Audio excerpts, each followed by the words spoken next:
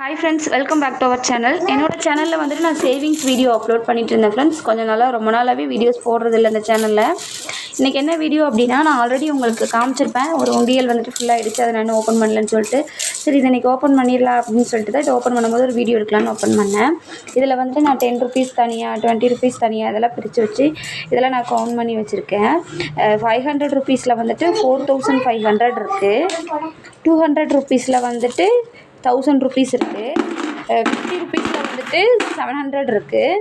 So இது 100 ருபீஸில் வந்துட்டு 2700 இருக்குது. 20 ருபீஸில் வந்துட்டு 800 பக்கம் இருக்குது.